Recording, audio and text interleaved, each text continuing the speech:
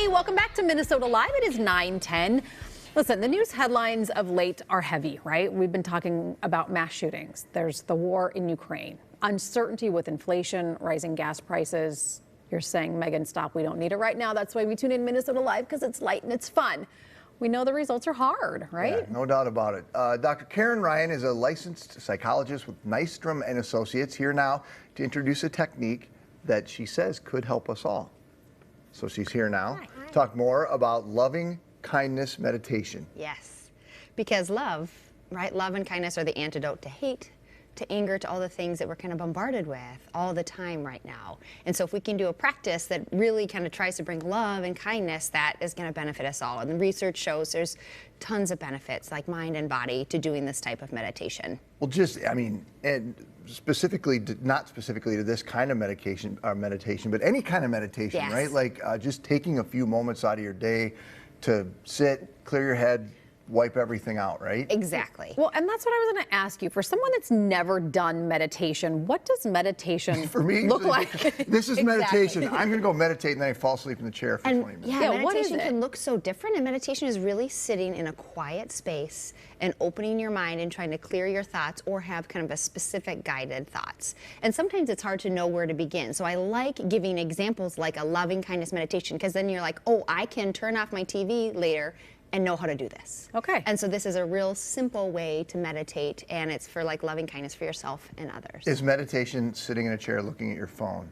No phone. No phone. That, right? That's I'm like kidding, but right? But more that to me avoidance. seems to be even doing that at some point in your day and setting it aside, not Yeah, look at it just for an scroll. hour, just be done with it for a bit. Yeah, because the challenge is that can be relaxing because it distracts you and kind of takes Yeah. your mind off Yeah, things. that's true. But then we're not tuning in with ourselves. Exactly. Right. So then we're never really tapping into what we're thinking, feeling, how we're doing. Sure. Yeah. Okay, so tell us how to do this. Yeah, how do we It's do two this? people who don't meditate. Yeah.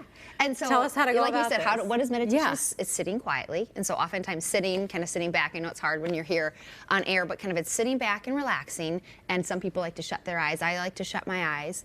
And it's kind of just being open to the experience. And so loving kindness meditation is really the first step is giving that love and kindness to yourself. Right, when we think about the world and we think about the hard things, we all want love. And the first thing we have to do is love ourselves, right? Which is hard, like how do I do that? How do I love myself? Yeah. And so it's first sitting quietly, and then I think it's tapping in and feeling warmth in your heart. So sometimes it's hard to do that for ourselves. And so think about somebody who loves you unconditionally. Okay, so for me, I know my husband loves me unconditionally. So I can start to kind of feel the love from him, right? And then you feel it in you. So then the words are, may I be happy. May I be happy. Yep. May I be healthy. May I be well. May I have peace in my heart. And you repeat it. May I be happy. May I be healthy. May I be safe. May I have peace in my heart. And you say it 3 times, and it starts to have that impact. And you can feel it. Your voice has already calmed. It calms you. Yes. And I was going to say, just like the sitting and the repeating things like this, what does that do to your system?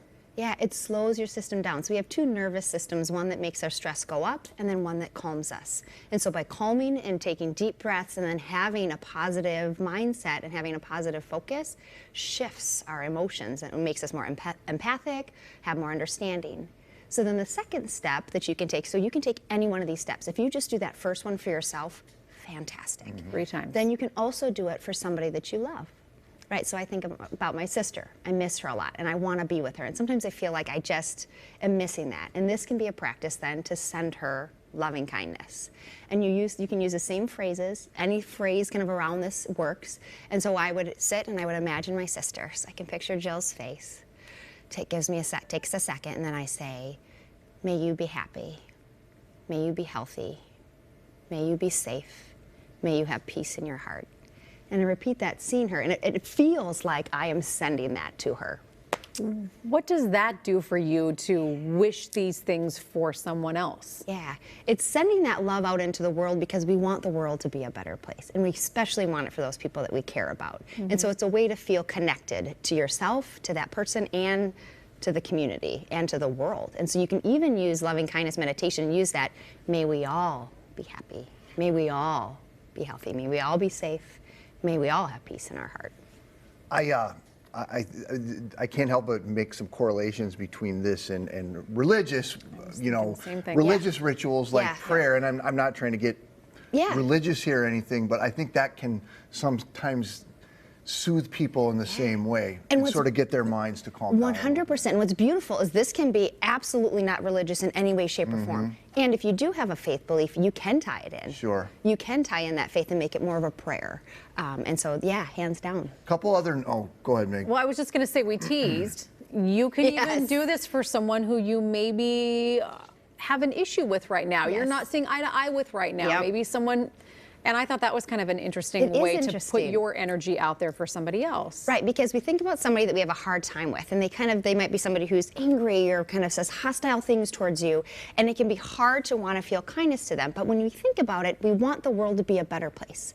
And when people feel loved and they have kindness, they're not as mean. And so it's kind of like, how do I help make a change or want that to be?